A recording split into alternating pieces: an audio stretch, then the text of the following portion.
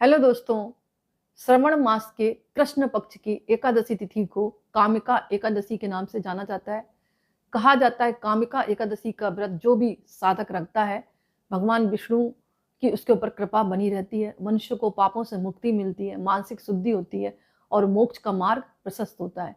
और ये भी कहा जाता है धर्मशास्त्रों के अनुसार कामिका एकादशी का व्रत करने से अश्वमेध यज्ञ के बराबर पुण्य की प्राप्ति होती है। यानी इतना महत्व है इसका। जो व्यक्ति कामिका एकादशी का व्रत रखता है उसको अश्वमेध यज्ञ के बराबर पुण्य की प्राप्ति होती है, इतना बताया गया है।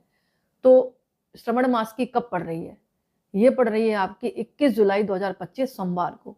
और वैसे भी सोमवार को एकादशी बहुत शुभ मानी जाती है, बहुत कम पड़ती है। उदय तिथि में 21 जुलाई 2025 सोमवार को पड़ रही है। सब प्रथम तो आपको कामिका एकादशी व्रत की बहुत बहुत शुभकामनाएं, बधाई। विधि क्या रहेगी पूजा की? दसवीं तिथि की संध्या को ही आप सात्विक भोजन करें, यानी चावल बिल्कुल ना खाएं। ब्रह्मचार्य व संयम से संकल्प ले। एकादशी के दिन प्रातःकाल स्नान करें, स्वच्छ वस्त्र धारण करें, घर या मंदिर में भगवान विष्णु की मूर्ति या चित्र के समक्ष दीपक जलाएं, भगवान का गंगा जल से पंचामृत से अभिषेक करें। जो भी प्रसाद चढ़ा रहे हैं उसमें तुलसी दल अनिवार्य है। भगवान को पीले फल है, पीली मिठाई या पीले फूल अर्पण करें। ओम नमो भगवते वासुदेवाय मंत्र का जाप करें। यथासंभव आप निराहार रहें या फलाहार करें। रात्रि में भजन कीर्तन करें, जागरण करें। द्वादशी को जब इसका पारण करें तो किसी ब्राह्मण या जरूरतमंद को अन्न वस्त्र दक्षिणा का दान देने के बाद ही व्रत का पारण करें। अब मैं इसका महत्व बताऊंगी। कामिका एकादशी व्रत पितरों की तृप्ति तथा पूर्व जन्मों के पापों की शांति के लिए अत्यंत प्रभावी माना गया है। यह व्रत क्रोध, लोभ, मोह जैसे दोषों को शांत करता है।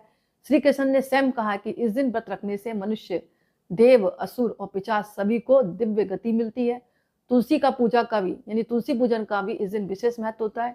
इससे भगवान विष्णु की कृपा बनी रहती है। तो हो सके तो इस दिन जो है पीली मिठाई का भगवान को भोग लगाएं और भगवान के समक्ष बैठकर आप जो है विष्णु सहस्त्रनाम का पाठ कर सकते हैं। और शाम के समय जो है कामिका एकादशी की कथा जरूर सुने। भगवान विष्णु के मंत्रों का आप जाप करें, जो भी मंत्र आता है उसका जाप करें। इसके अलावा माता लक्ष्मी की भी पूजा करें, माता लक्ष्मी को श्रृंगार की सामग्री अर्पण करें, माता लक्ष्मी के मंत्रों का जाप करें। और जितना हो सके आप श्री लक्ष्मी चालीसा, श्री विष्णु चालीसा का आप पाठ करें। यानी इस दिन जो है आपको हो सके तो आप चावल का सेवन बिल्कुल ना करें, क्योंकि एकादशी पर चावल बिल्कुल वर्जित होता है, खाना नहीं है आपको। इस बात का ध्यान रखें। और कामिका एकादशी वाले दिन अपने पितरों की कहते हैं ना शांति के लिए आप गीता का पाठ भी कर सकते हैं। और बाद में इस गीता को पाठ को करने के बाद आप पितरों के नाम से मतलब समर्पित कर दें। इससे पितरों का आशीर्वाद प्राप्त होगा और पितर आपके इधर उधर भटक रहे होंगे तो उनके मन को शांति मिलेगी। तो इस तरह जो है आप इस व्रत को रख